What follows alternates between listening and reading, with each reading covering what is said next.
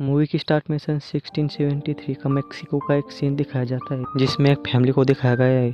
उसमें एक हस्बैंड, एक वाइफ और उनके 2 छोटे बच्चे होते हैं। वो लोग अपनी लाइफ में बहुत खुश होते हैं। फिर हमें दिखाया जाता है कि उन दोनों में से एक बच्चा अपनी माँ को ढूंढ रहा होता है। अपनी माँ को ढूंढते हुए वो एक नदी के पास पहुंच जाता है। फिर वो देखता है कि उसकी माँ उसके भाई को पानी में डुबोकर मार रही है। बच्चा वो सब देखकर बहुत डर जाता है और वहाँ से भागने की कोशिश करता है, लेकिन उसकी मदर उसका पीछा कर उसे पकड़ लेती है और उसे ले ही जाती है। इसके बाद सन 1973 का लॉस एंजलिस का एक सीन दिखाया जाता है। यहाँ पर एना नाम की एक औरत होती है जो अपने 2 बच्चों के साथ वहाँ पर रह रही होती है। एना अपनी लाइफ अकेले गुजार रही थी क्योंकि उनके पति पुलिस में थे और उनकी डेथ हो चुकी थी। एना बच्चों का ख्याल और घर का सारा काम अकेले हैंडल कर रही थी। इसके अलावा एना डिपार्टमेंट ऑफ सोशल सर्विस में भी जॉब कर रही थी। इस डिपार्टमेंट का बेसिक वर्क ये देखना था कि पेरेंट्स अपने बच्चों का ठीक से ख्याल रख रही है या नहीं। एना को उसके ऑफिस से पता चलता है कि एक पैट्रिशिया नाम की औरत और उनके 2 बच्चों का केस उसके कुलीग को दिया गया है। ये एक ऐसा केस था जिसे पिछले कुछ सालों से उसे एना ही हैंडल कर रही थी और ये बात सुनकर उसे बिल्कुल भी अच्छा नहीं लगता। तब एना के बॉस उसे समझाते हैं कि उस पर काम का पहले से बहुत प्रेशर है और उसको अपने बच्चों को भी संभालना होता है और यही वजह है कि ये केस इसके अलावा किसी और को दिया जा रहा है। पर फिर भी एना एग्री नहीं होती और वो कहती है कि मैं पैट्रिशिया को जानती हूँ और वो भी मुझ पर बिलीव करती है और उनके बच्चों को भी अपनी आंखों के सामने बड़ा होता हुआ देखा है और वो कहती है कि मेरे अलावा इस केस को कोई भी अच्छी तरह से हैंडल नहीं कर सकता। एना के बॉस थोड़ा सोचते हैं और फिर उसके बात पर अग्री हो जाते हैं और वो उस केस को फिर से उसे दे देते और पैट्रिशिया के बच्चों के स्कूल से फोन आता है कि वो फिर से स्कूल में नहीं आ रहे और यही वजह थी कि एना को उनके घर पे जाना था। तो एना के बॉस उसे कहते कि अपने साथ एक पुलिस ऑफिसर को भी ले जाओ। एना एक पुलिस ऑफिसर के साथ पैट्रिशिया के घर पर पहुंची जाती है। सबसे पहले पैट्रिशिया सबको अंदर आने से मना कर देती है। एना उसे कहती कि वो बस अकेले अंदर आना चाहती है और पैट्रिशिया भी इस बात पर अग्री हो जाती है। एना देखती है कि वो बहुत बुरी तरह से डरी हुई है। फिर एना उसके बच्चों के बारे में पूछती है और वो कहती है कि वो सेफ है, लेकिन एना को उसके बच्चे नजर नहीं आ रहे होते। फिर एना को एक डोर नजर आता है जिस पर बहुत सारी आइस की पिक्चर बनी थी। एना उस डोर के पास जाती है तो पैट्रिशिया बहुत बुरी तरह से उस पर भड़कती है। वो एना पर अटैक करती है और उसे मारने की कोशिश करती है।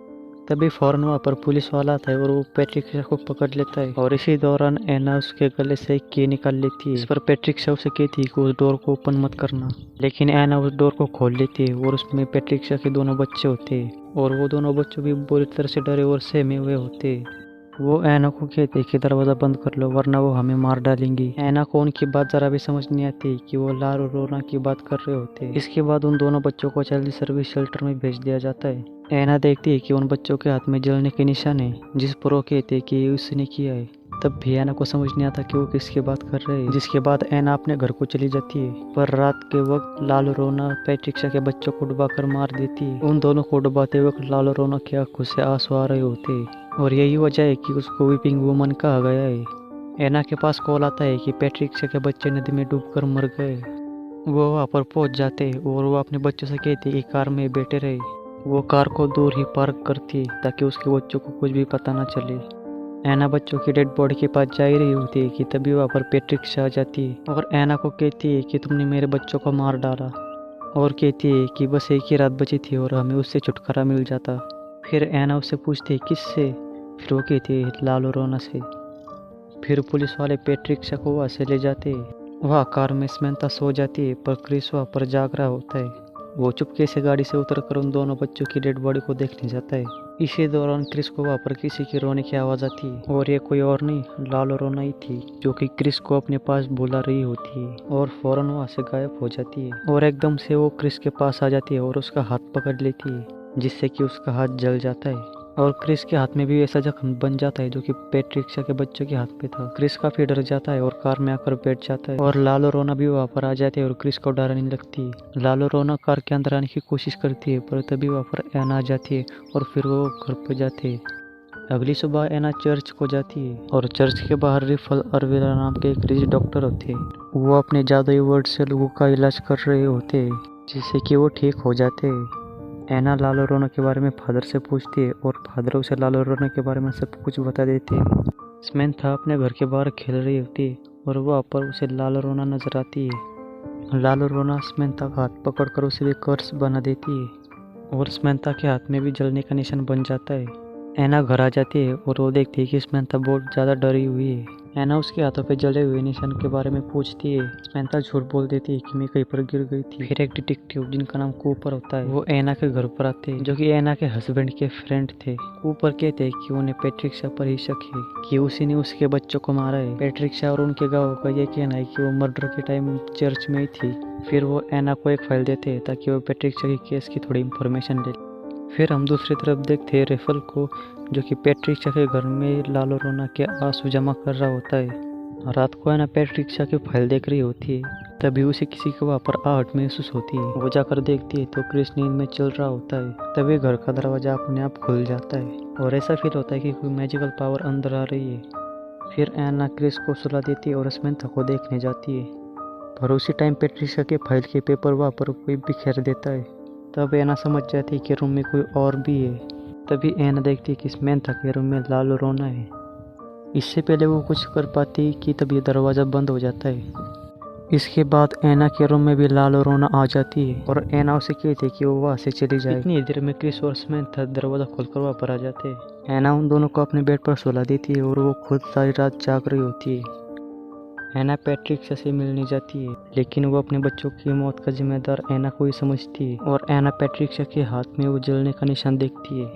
पैट्रिशिया उसे कहती है कि लाल रोना नहीं किया है और तुम्हें भी तुम्हारे बच्चों की रोने की आवाज़ आएंगी और लाल रोना उन्हें भी मार देंगी। पैट्रिशिया उसे कहती है कि उसने लाल रोना को कहा है कि मेरे बच्चों को वापस कर दो और एना के बच्चों को अपने पास ले जाए, और वो हंसती है। दूसरी तरफ क्रिस को किसी के रोने की आवाज़ आती है। पहले तो लाल रोना उसे डराती है और फिर उसे सीढ़ियों से गिरा देती है और मौके पर ही एना वहाँ पर आ जाती है और उसे हॉस्पिटल में ले जाती है। जब वो उसके हाथ में जलने का निशान देखता है तब वो डिपार्टमेंट ऑफ सोशल सर्विस को कॉल कर देता है। रात को एना के घर पर कूपर और उसकी एक कुलीग आती है।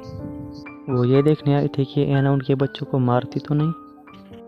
फिर कुछ देर बाद एना क्रिस से लाल रोना के बारे में पूछती है और वो उसे सब कुछ बता भी देता है। दूसरी तरफ लाल रोना समंथा को पानी में डुबाकर मार रही होती है और मौके पर एना वहाँ पर पहुंच जाती है और उसे बचा लेती है। लाल रोना एना को भी कर्ज कर देती है और एना बड़ी मुश्किल से वहाँ से अपने बच्चों को लेकर भागने में कामयाब हो जाती है। एना चर्च में फादर के पास आती है तो फादर उसे एनाबेल डॉल के बारे में बताते हैं कि जब वो एनाबेल डॉल को ला रहे थे तो उस डॉल ने उन्हें किस तरह से जख्मी कर दिया था, और वो ये भी बताते हैं कि इस तरह की चीज़ों में शैतानी ताकत होती है और चर्च तुम्हारी हेल्प भी करेगा। लेकिन चर्च से सर्विस लेने में काफ़ी हफ्ते लग जाते हैं, लेकिन एना के पास इतना वक्त नहीं था तो फादर उसे रफील के पास जाने के लिए कहते हैं। एना अपने बच्चों को लेकर रफील के पास पहुंच जाती है। पहले तो मदद करने से ना कर देता है, पर बच्चों की खातिर वो मदद करने के लिए हाँ करता है। रफील इस प्रोसेस में लगने वाली सारी चीज़ें ले लेता है और फिर वो वहाँ पर जाते हैं। वो अपनी मैजिकल पावर से अंडों के जरिए ये पता करने की कोशिश करता है कि वहाँ पर कोई डीमन या फिर कोई ऐसी पावर है या नहीं। तो कुछ देर बाद वो सारे अंडे फोड़ने लगते हैं और वो सारे अंडे अंदर से काले निकलते हैं। इसका मतलब ये है कि वहाँ पर कोई शैतानी ताकत थी। रेफल अपने मैजिकल वर्ड से सारे घर को बांध देते क्योंकि रात होने वाली थी और लाल रोना की पावर बढ़ जाती। रेफल एना को और उनके बच्चों को बचाने के लिए बहुत सारी चीज़ों का इस्तेमाल कर रहे होते हैं। रेफल उनको उस क्रॉस के बारे में बताता है जो कि फायर ट्री से बना हुआ होता है। जब लाल रोना उसके बच्चों को मार रही थी तब उसे बस फायर ट्रीज ने ही देखा हुआ और उसी वक्त फायर ट्रीज रो भी रही थी। फायर ट्रीज लाल रोना के गुनाह का एक लौता एक सबूत था जिसके सामने लाल रोना की पूरी पावर्स कम पड़ जाती। रेफल उन्हें बताते हैं कि ये बहुत पावरफुल शैतान है और हम सबको मिलकर इसके खिलाफ लड़ना होगा। फिर वो अपनी मैजिकल वर्ड से लाल रोना के आंसू को साफ करते हैं ताकि वो उसके खिलाफ उसे यूज़ करे। फिर कुछ देर बाद जब रात होती है तो उनको लाल रोना के आने का मैसेज मिलता है। रेफल एना को और उसके बच्चों को कैंडल के घेर में बैठा देता है। फिर लाल रोना को छींक आती है और उसकी शैतानी पावर से वो सारी कैंडल्स बुझ जाती है। सबसे पहले लाल रोना एना पर अटैक करती है और फिर उसके बाद क्रिस पर अटैक कर देती है। लाल रोना क्रिस को खींचकर बाहर ले जाने लगती है पर रेफल उसे पकड़ लेता है और वो वही आंसू लाल रोना के फेस पर फेंक देते हैं। लाल रोना के फेस पर वो आंसू गिरते ही उसका फेस जलने लगता है, लेकिन वो भी जिंदा होती है और ख़त्म नहीं हो पाती। तभी रेफल घर के दरवाजे पर फायर ट्रीज के बीज लगा देता है। इन बीजों को पार करके वो अंदर नहीं आ सकती। वो गुस्से में आ जाती है और पीछे से अंदर आने की कोशिश करती है। और वो सब उस दरवाजे को बंद करने की कोशिश करती है। लाल रोना ने इसलिए किया था कि उन सबका ध्यान पीछे की तरफ चला जाए और उसको आने में आसानी हो जाए। फिर लाल रोना समंथा की डॉल के थ्रू उसे बाहर निकलने की कोशिश करती है। समंथा को दरवाजे के बाहर उसकी डॉल नजर आती है और वो दरवाजा खोलकर उसे बाहर लेने जाती है।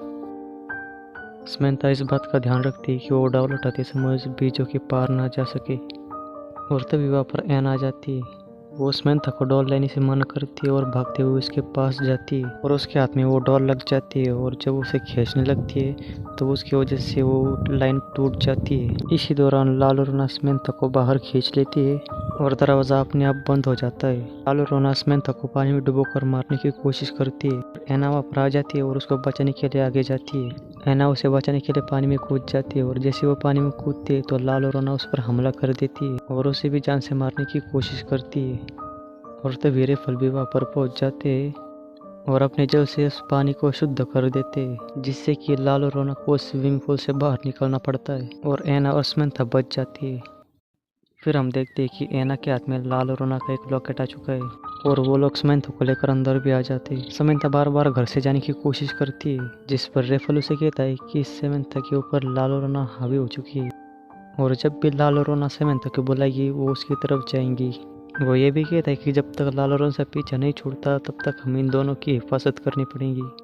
एना अपने बच्चों को उसी तरह कबर्ड में बंद कर देती है जिस तरह पैट्रिशिया ने अपने बच्चों को कर दिया था। दूसरी तरफ घर के बाहर लाल रोना बच्चों का अभी भी इंतजार कर रही होती है। एना रेफल को लॉकेट दिखाती है जो कि उसने लाल रोना के गले से उतारा था। रेफल एना को कहते हैं कि तुम इसे संभाल कर रखो, हम इसे उसके खिलाफ इस्तेमाल कर सकते हैं। कुछ देर बाद एक औरत उन बीजों को क्रॉस करते हुए उनके बच्चों की तरफ आती है। ये औरत पैट्रिशिया थी। उसे ये लगता है कि जब वो क्रिस और समंथा को लाल रोना के हवाले कर देगी तो उसके बच्चे वापस लौटा देंगी। रेफल पैट्रिशिया को रोकने की बहुत कोशिश करता है लेकिन वो उसे शूट कर मार देती है और वो बीजों की लाइन तोड़ देती है और इसी दौरान लाल रोना को घर के अंदर आने का मौका मिल जाता है। अंदर आते ही वो पहले एना पर अटैक कर देती है और उसे बेसमेंट में फेंक देती है और उसका डोर अपने आप लॉक हो जाता है। फिर वो घर के सारे दरवाजे लॉक कर देती है ताकि बच्चे बाहर ना जा सके। फिर क्रिस लाल रोना का लॉकेट उतारकर समंथा के साथ ऊपर भागता है। क्रिस और समंथा स्टोर में जाके छुप जाते और लाल रोना भी उनका पीछा कर वहाँ पर पहुंच जाती है। लाल रोना उसे मारने वाली होती है पर क्रिस उसे अपना लॉकेट दिखा देता है।